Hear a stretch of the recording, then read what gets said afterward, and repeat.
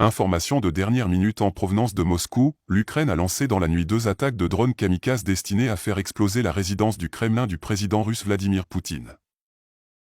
L'appareil a été abattu à l'aide de mesures de guerre électronique et n'a causé aucune victime ni aucun dommage, a déclaré le bureau du président russe. Toutefois, Moscou considère l'incident comme un acte de terrorisme. Les 2 avions sans pilote sont tombés sur le terrain du Kremlin à Moscou, mais l'emploi du temps du président Poutine n'a pas été affecté.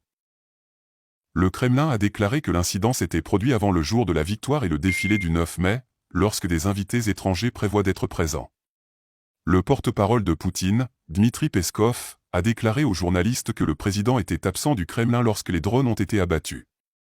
Il se trouve actuellement à la résidence présidentielle de Novo-Ogariovo dans la région de Moscou, située à l'ouest de la capitale.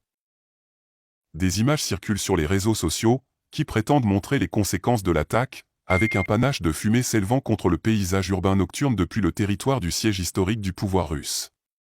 Les autorités de Moscou ont instantanément interdit l'utilisation non autorisée de drones, a annoncé le maire de la capitale russe, Sergueï Sobyanin. La mesure est intervenue peu de temps après la tentative ukrainienne de lancer une attaque de drones sur la résidence du Kremlin. Les forces de Kiev ont eu recours à plusieurs reprises à des attaques de drones pour cibler les infrastructures civiles et militaires russes, y compris celles situées loin de la frontière des pays. Fin avril, l'Ukraine a affirmé qu'elle était à l'origine de l'attaque contre un terminal pétrolier dans le port de Crimée de Sébastopol, qui a détruit 4 réservoirs de pétrole, selon les autorités locales. Le maire de Moscou a déclaré que la décision d'interdire les drones a été prise afin d'empêcher l'utilisation non autorisée des drones, ce qui pourrait entraver le travail des forces de l'ordre, mais empêchera certainement des attaques de ce genre. Toutefois, il a souligné que les drones utilisés avec l'approbation des autorités seraient autorisés. Le communiqué du Kremlin indique que la Russie se réserve le droit de riposter de la manière, au lieu et au moment de son choix.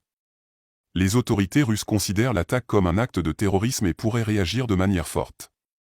Le président Poutine n'a pas commenté publiquement l'incident, mais il a déclaré auparavant que la Russie ne resterait pas les bras croisés face à des attaques de drones. N'oubliez pas de vous abonner et surtout de cliquer sur la cloche de notification. Likez la vidéo si ce n'est pas déjà fait. Laissez aussi votre point de vue en commentaire.